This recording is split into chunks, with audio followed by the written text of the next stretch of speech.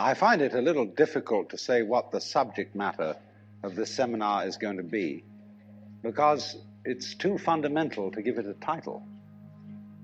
I'm going to talk about what there is. Now, the first thing, though, that we have to do is to get our perspectives with some background about the basic ideas which, as Westerners living today in the United States, influence our everyday common sense, our fundamental notions about what life is about. And there are historical origins for this, which influence us more strongly than most people realize. Ideas of the world which are built into the very nature of the language we use and of our ideas of logic and of what makes sense altogether. And these basic ideas I call myth, not using the word myth to mean simply something untrue, but to use the word myth in a more powerful sense. A myth is an image in terms of which we try to make sense of the world. And we at present are living under the influence of two very powerful images, which are, in the present state of scientific knowledge, inadequate. And one of our major problems today is to find an adequate, satisfying image of the world. Well, that's what I'm going to talk about. And I'm going to go further than that, not only what image of the world to have, but how we can get our sensations and our feelings in accordance with the most sensible image of the world that we can manage to conceive. All right, now, the two images which we have been working under for 2,000 years and maybe more are what I would call two models of the universe, and the first is called the ceramic model, and the second, the fully automatic model. The ceramic model of the universe is based on the book of Genesis, from which Judaism, Islam, and Christianity derive their basic picture of the world. And the image of the world in the book of Genesis is that the world is an artifact. It is made. As a potter takes clay and forms pots out of it, or as a carpenter takes wood and makes tables and chairs out of it. Don't forget, Jesus is the son of a carpenter and also the Son of God. So the image of God and of the world is based on the idea of God as a technician, potter, carpenter, architect, who has in mind a plan and who fashions the universe in accordance with that plan.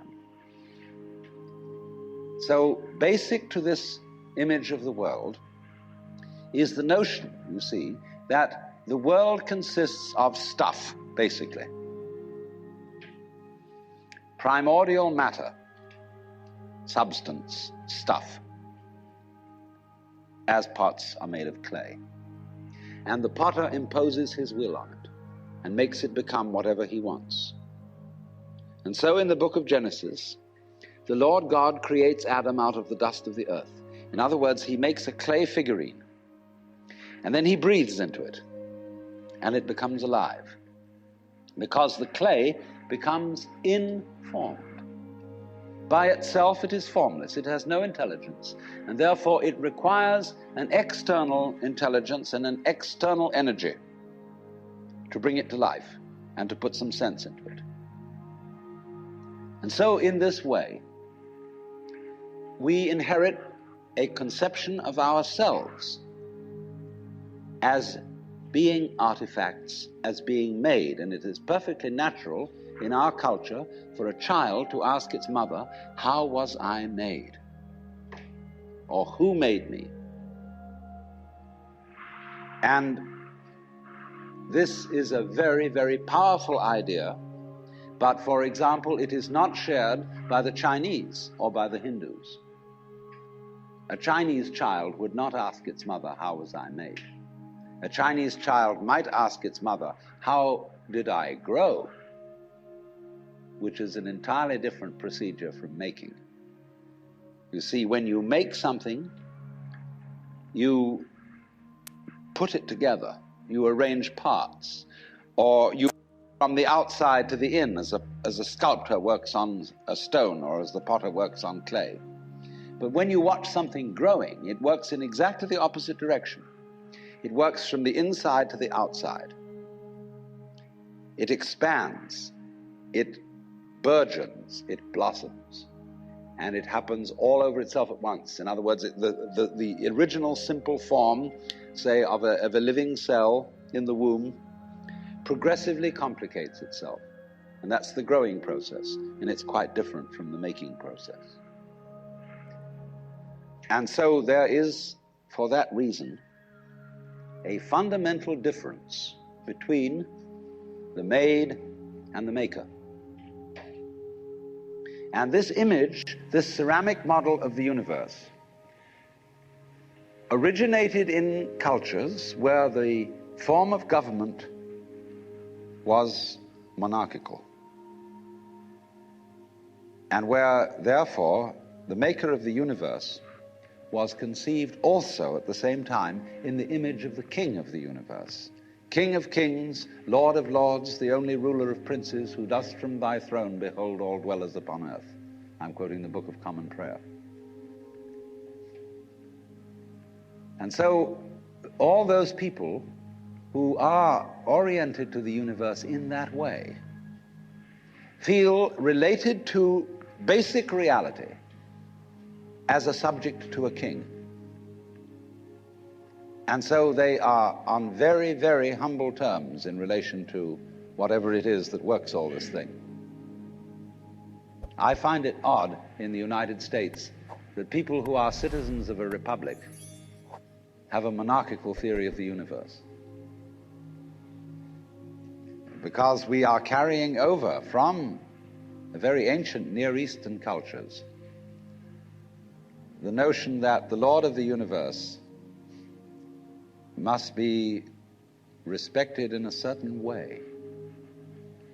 People kneel, people bow, people prostrate themselves. And you know what the reason for all that is? That nobody is more frightened of everybody else than a tyrant. He sits with his back to the wall, and his guards on either side of him. And he has you face downwards on the ground because you can't use weapons that way. When you come into his presence, you don't stand up and face him because you might attack. And he has reason to fear that you might, because he's ruling you all. And the man who rules you all is the biggest crook in the bunch, because he's the one who's succeeded in crime. The other people are pushed aside because the criminals, the people we lock up in jail, are simply the people who didn't make it. So naturally, the real boss sits with his back to the wall and his henchmen on either side of him. And so when you design a church, what does it look like?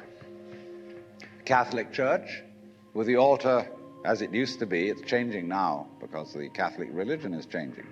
But the Catholic church has the altar with its back to the wall at the east end of the church. And there, the altar is the throne, and the priest is the chief vizier of the court, and he is making obeisance to the throne in front, but there is the throne of God, the altar. And all the people are facing it and kneeling down. And a great Catholic cathedral is called a basilica, from the Greek basileus, which means king. So a basilica is the house of a king. And the ritual of the Catholic Church is based on the court rituals of Byzantium. A Protestant church is a little different, but basically the same. The furniture of a Protestant church is based on a judicial courthouse. The pulpit, the judge in an American court wears a black robe. He wears exactly the same dress as a Protestant minister. And everybody sits in these boxes. Like there's a jury box, there's a box for the judge, there's a box for this, a box for that, and those are the pews. in an ordinary kind of colonial-type Protestant church. So both these kinds of churches, which have an autocratic view of the nature of the universe, decorate themselves, are architecturally constructed in accordance with political images of the universe. One is the king and the other is the judge, Your Honor. There's sense in this. When in court you have to refer to the judge as Your Honor, it stops the people engaged in litigation from losing their tempers and getting rude. There's a certain sense to that. But when you want to apply that image to the universe itself, to the very nature of life, it has limitations. For one thing, the idea of a difference between matter and spirit. This idea doesn't work anymore. Long, long ago, physicists stopped asking the question, what is matter? They began that way. They wanted to know, what is the fundamental substance of the world? And the more they asked that question, the more they realized they couldn't answer it. Because if you're going to say what matter is, you've got to describe it in terms of behavior. And that is to say, in terms of form, in terms of pattern. You tell what it does. You describe the smallest shapes of it that you can see. Atoms, electrons, protons, mesons, all sorts of subnuclear particles. But you never arrive at the basic stuff. Because there isn't any. What happens is this: stuff is a word for the world as it looks when our eyes are out of focus, fuzzy. Stuff, the idea of stuff is that it's undifferentiated, it's some kind of a goo. And when your eyes are not in sharp focus, everything looks fuzzy. When you get your eyes into focus, you see a form, you see a pattern. And so all that we can talk about is patterns. So the picture of the world in the most sophisticated physics of today is not formed stuff, potted clay, but pattern. A self-moving, self-designing pattern, a dance. And we haven't yet, our common sense as individuals hasn't yet caught up with this.